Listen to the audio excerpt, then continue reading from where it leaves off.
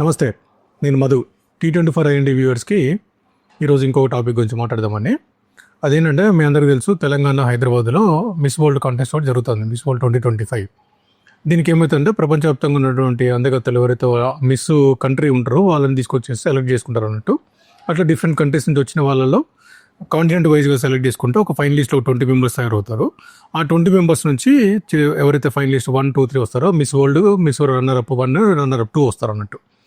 ఈ miss world contest అనేది, miss universe contest అనేది జరుగుతూ ఉంది. ఇప్పుడు జరుగుతున్న మిస్ వరల్డ్ కాంటెస్ట్ అవుతుంది 74 years ఆఫ్ హిస్టరీ ఉంది దీనికి.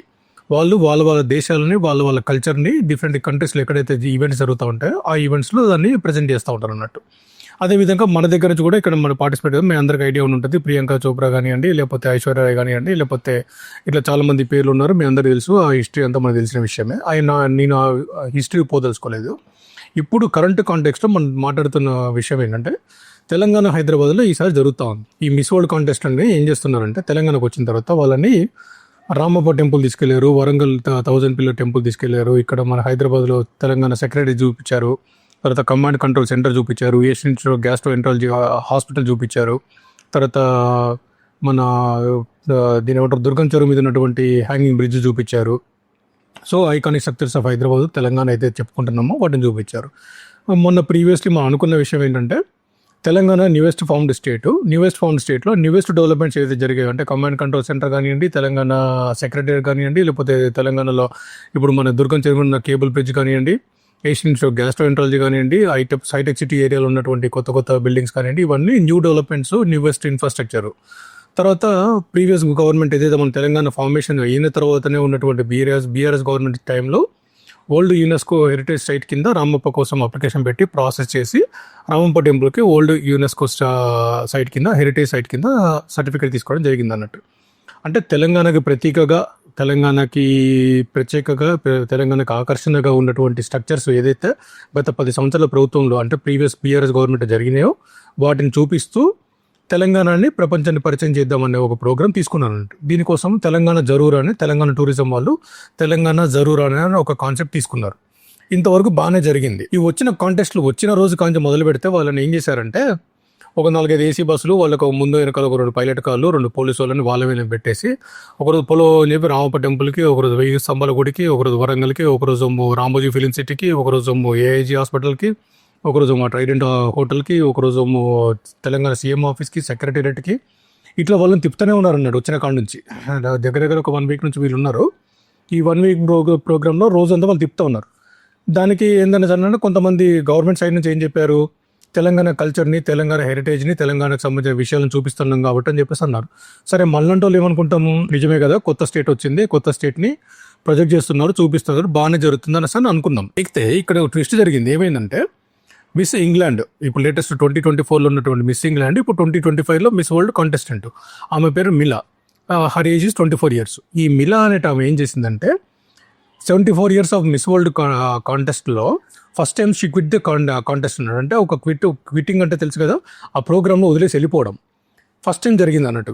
ఏది మిస్ ఇంగ్లాండ్ అంటే పర్సన్ మిస్ వరల్డ్ కాంటెస్ట్ని వదిలేసి వెళ్ళిపోవడం అనేది ఫస్ట్ టైం జరిగింది.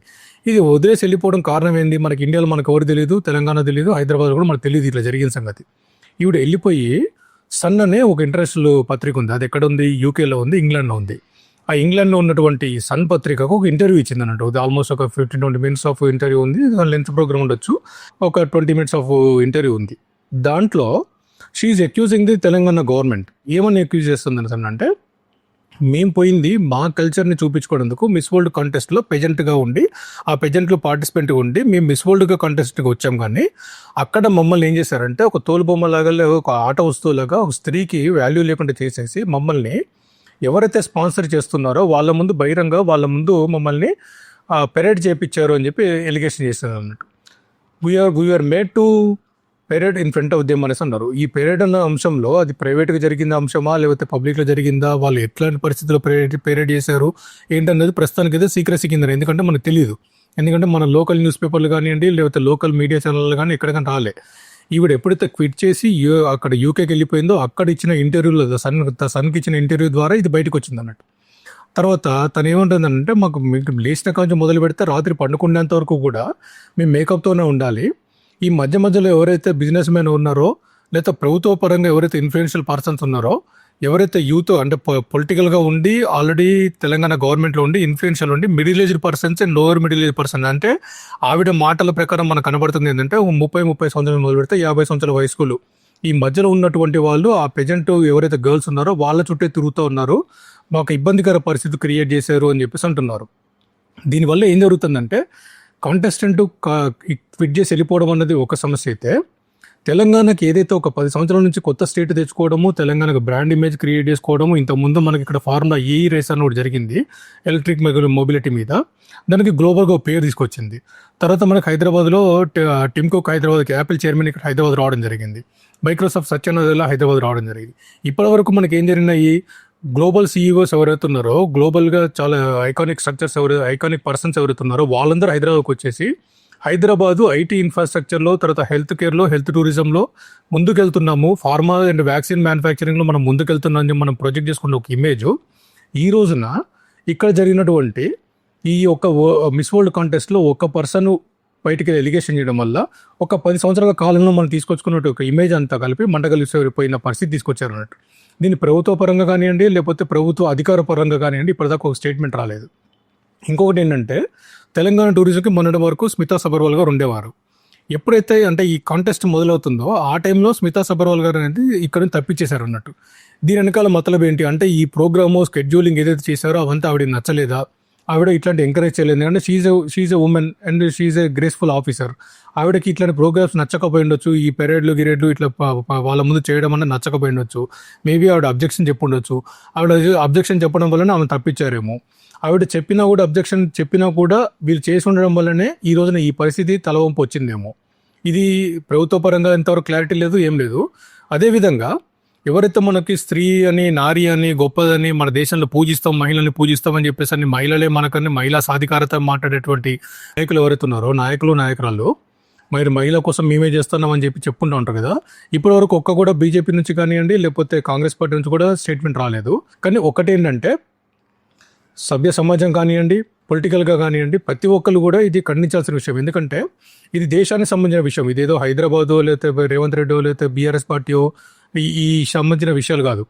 ఒక భారతదేశం సంబంధించిన విషయం. ఏం చెప్తారంటే, వాళ్ళు బయటకు పోయినప్పుడు మీ భారతదేశం పోయినప్పుడు మాకు ఈ అవమానం జరిగింది, భారతదేశం వెళ్ళినప్పుడు మమ్మల్ని ఇలా చాలా నీచంగా చూశారు, అక్కడ జరుగుతుంది ఏమవుతుందంటే దేశం పరుగు పోతుంది. దీనికి సంబంధించిన మ్యాటర్లో ఇమ్మీడియట్ కరెక్టివ్ మెజర్స్ ఏమైనా తీసుకోండి.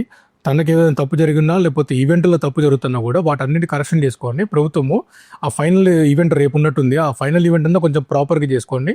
గ్లోబల్గా ప్రజెంట్ చేసుకుంటే కొంచెం పోయిన పరువు కొంచెమన్నా కాపాడుకునే పరిస్థితి ఉంటుందని చెప్పేసి ఆశిస్తూ ఉన్నాం. Thank you.